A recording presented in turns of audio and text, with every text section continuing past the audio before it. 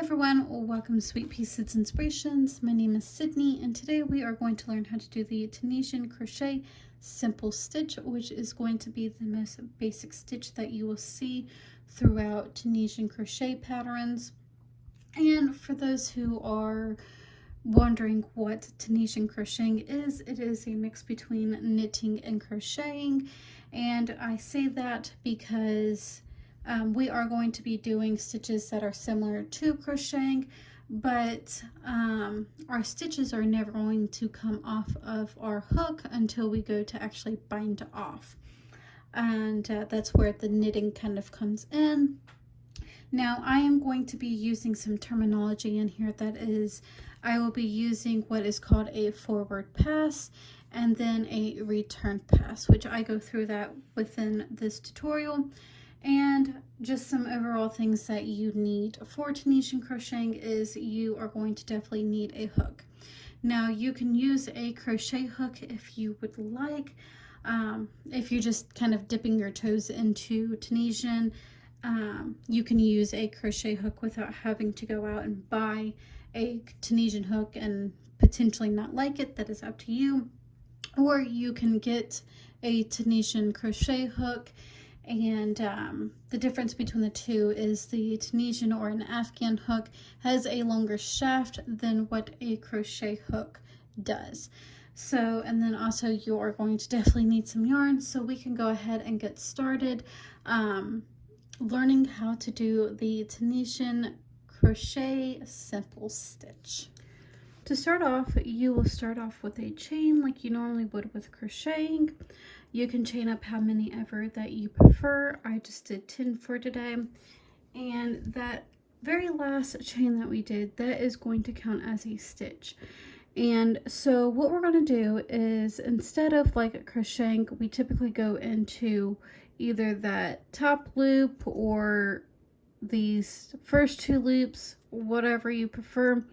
But you can do that. Most people will go into that back loop, and when you go to flip your chain on the back side, you will see exactly the loop that I'm talking about. And it's, let's see, this loop, it's like the middle loop, and we are going to go into that loop and we are going to draw up another loop. Now we're not going to pull that loop off of our hook or anything. That is going to stay on our hook.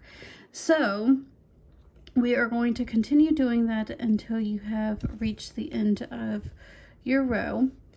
And kind of think of it as a single crochet, like 10 together, or how many ever chains that you did. It's kind of like that. So go ahead and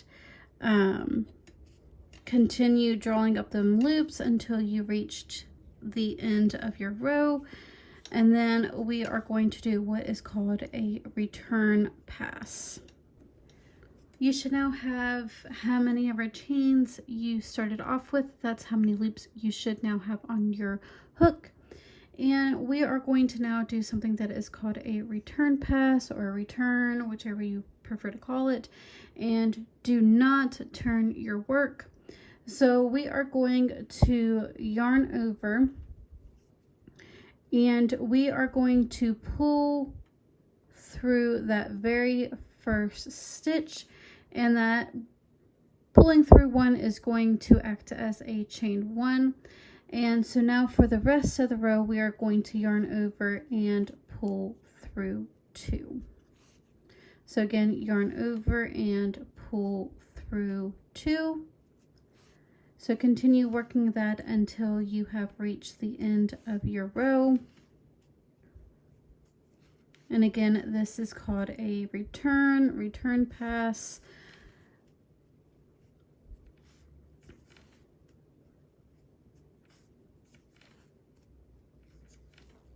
And now I have the last two loops, and I'm just going to pull through both of those. Now we are going to get started on the simple stitch. And this loop that is on our hook right now, that is going to go ahead and act as our chain one. And if you look at your project, you should have something that looks similar to this. And as you see, there is some of these bars right here that are raised up, and those are what we are going to go into. And we're going to skip that very first one where we have that chain 1 and go into the second one, and go ahead, go into that bar and then draw up a loop. Go into the second one and go ahead, yarn over and draw up a loop. So continue doing that until you have reached the end of this row. You should leave off with the same amount of loops on your hook that you started with chains.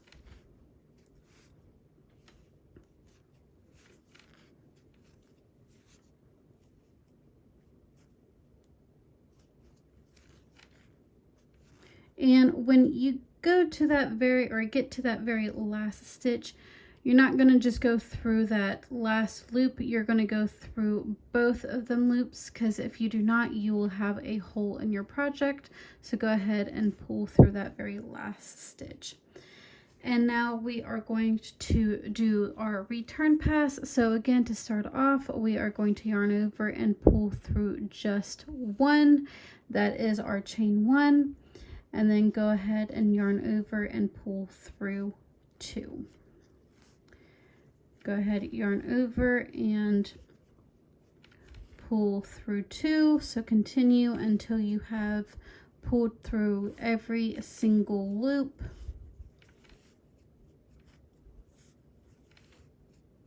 And I am at the last 2 loops, so I'm going to go ahead and pull through. So now that loop that is still on our hook, that counts as a chain 1.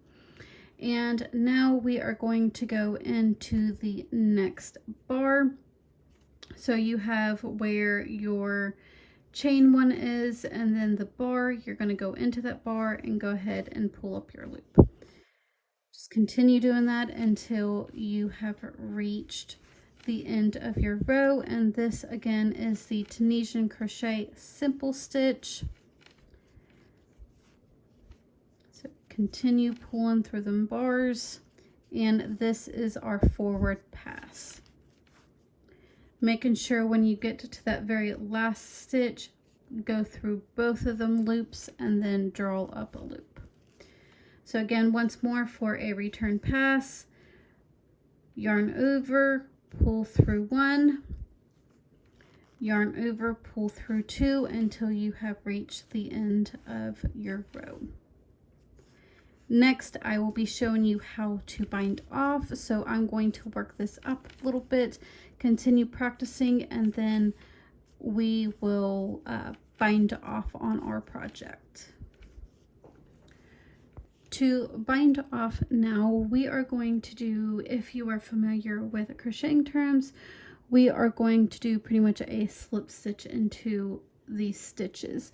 And some patterns will indicate that you need to continue working in pattern, meaning that since we are doing a simple stitch, we are going to go under that bar and do our bind off. So you'll continue working pattern, and to do a bind off, again, like I stated, is like a slip stitch. So go ahead and go under that bar and yarn over and pull through both of them loops to where now you only have 1 loop on your hook. Go to that second bar, go ahead, yarn over and slip stitch through both of them loops. So you'll continue doing that until you have reached the end, and then I will show you what you need to do for the end.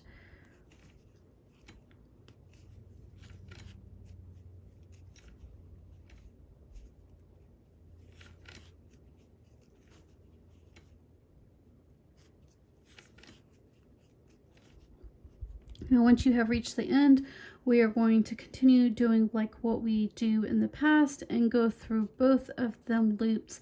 At the end, go ahead and draw up your loop and pull through both of them loops. Now you are at the point that you can go ahead and cut off your work, and that is how you do the Tunisian simple stitch.